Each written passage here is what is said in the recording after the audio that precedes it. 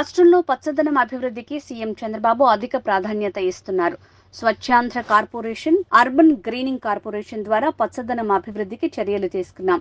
పార్కులు, పచ్చదనం, వాకింగ్ ట్రాక్లు అభివృద్ధిపై సీఎం దృష్టి పెట్టారు. వెటర్నరీ కాలనీలోని సమస్యలపై సంబంధిత అధికారులతో చర్చిస్తాం. విజయవాడ అభివృద్ధిపై ప్రజాప్రతినిధులు, వీఎంసీ అధికారులతో సమావేశం ఏర్పాటు చేస్తారు. గత టీడీపీ ప్రభుత్వంలో చేపట్టిన అండర్ గ్రౌండ్ డ్రైనేజ్ పనులు పూర్తి చేయాల్సిన అవసరం ఉంది.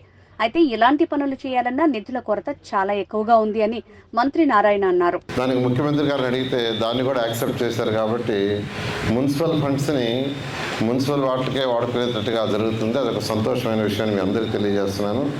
ఎల్ఎన్టీ వాళ్ళతో డిస్కస్ చేసి ఆ వర్క్ని టేకప్ చేస్తాం.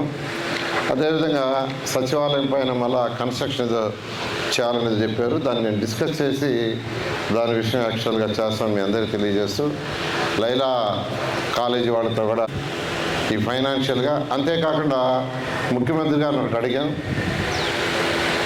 మున్సిపల్ కార్పొరేషన్స్ కావచ్చు, మున్సిపాలిటీస్ కావచ్చు, నగర పంచాయతీలు కావచ్చు, వాటిల్లో వచ్చే కలెక్షను మున్సిపాలిటీసే వాడుకునేటట్టుగా అలౌ చేయండి. ఇప్పుడు సిఎఫ్ఎంఎస్లో పోయి అవి మాకు రావట్లేదు, ఇబ్బంది పడుతున్నామంటే ముఖ్యమంత్రి గారు దానికి యాక్సెప్ట్ చేశారు.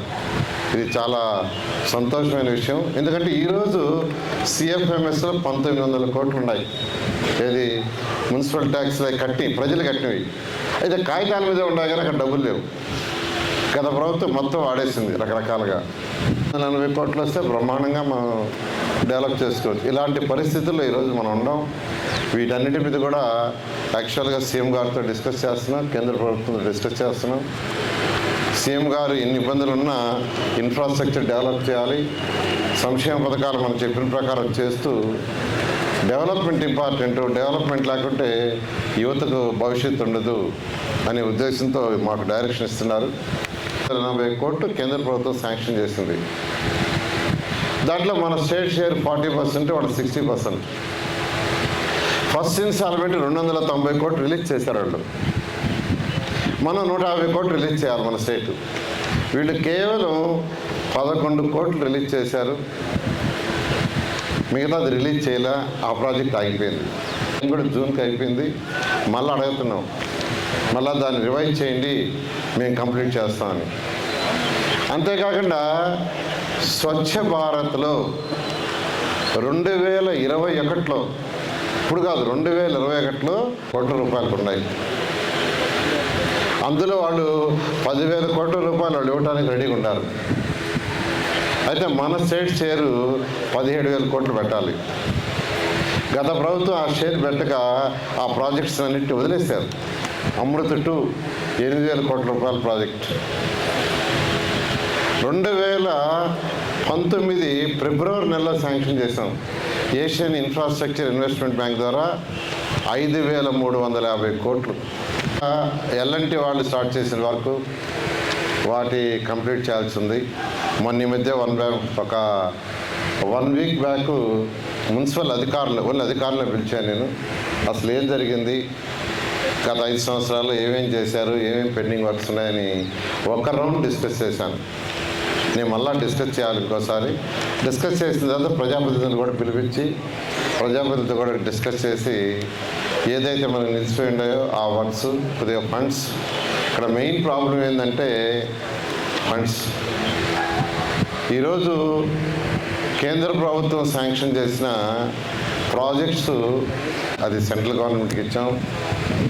స్పోర్ట్స్ యాక్టివిటీ వాళ్ళ కోసంగా కట్టారు, కానీ శిథిలావస్థలో ఉందన్నారు. నేను కూడా చూశాను. నిజంగా అది ఎప్పుడు పడిపోతుంది అనే స్థితిలోనే ఉంది. కొంత భాగం కూడా పెచ్చులు పడిపోతుంది. నేను ఆ కన్సర్న్ డిపార్ట్మెంట్ సెంట్రల్ గవర్నమెంట్కి సంబంధించిన డిస్కస్ చేస్తాను. అంటే కార్పొరేట్ గారు ఒకటి చెప్పారు, వాళ్ళకి ఎక్స్చేంజ్గా వేరే ల్యాండ్ ఇస్తే ఆ ల్యాండ్ని మనం ఈ కాలనీకి తీసుకోవచ్చు అని. దాని విషయం ఖచ్చితంగా నేను ఆ కన్సర్న్ అధికారులతో డిస్కస్ చేస్తాను, మీ అందరికీ తెలియజేస్తున్నాను. డెవలప్ చేయాలా, పార్కులు డెవలప్ చేయాలి, యాక్టివిటీస్ ఎలా డెవలప్ చేయాలి, జిమ్స్ కావచ్చు, వాకింగ్ ట్రాక్ కావచ్చు, ఇవన్నీ కూడా నిన్న సండే అయినా నిన్న యాక్చువల్గా డిస్కస్ చేయడం జరిగింది. ఈరోజు కొన్ని సమస్యలు ఇక్కడ చెప్పారు. మొదటిది ప్రత్యేకమైన ఇంపార్టెన్స్ ఇవ్వడం జరిగింది. నేను నిన్నే యాక్చువల్గా ముఖ్యమంత్రి గారితో డిస్కస్ చేస్తూ ఈ గ్రీన్ కార్పొరేషన్ దాని మీద, స్వచ్ఛాంధ్ర దాని మీద, రెండింటి మీద డిస్కస్ చేశాను. ఈ రెండింటికి కూడా ఫారెస్ట్ ఆఫీసర్లు ఇస్తే ఇంకా బెటర్గా చేయొచ్చు, వాళ్ళకైతే ఇంకొకరు బెటర్ అవగాహన ఉంటుందని నేను నిన్న ఒక 15 నిమిషాలు దీని మీద డిస్కస్ చేశాం. ఎక్కువ ప్రయారిటీ గ్రీనరీకి ఇస్తారు. అందుకనే గ్రీన్ కార్పొరేషన్ అని 2014 నుంచి 19 దాకా గ్రీన్ కార్పొరేషన్ ఎస్టాబ్లిష్ చేశారు.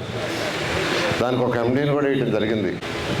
అది కూడా ఇక్కడ ఉన్న ఈ కాలనీలో వాళ్ళందరూ కలిసి వాళ్ళ సొంత నిధులతో ఎక్విప్మెంట్ కొంటూ వాళ్ళందరూ నేను ప్రత్యేకంగా అభినందిస్తున్నాను. 4వ డివిజను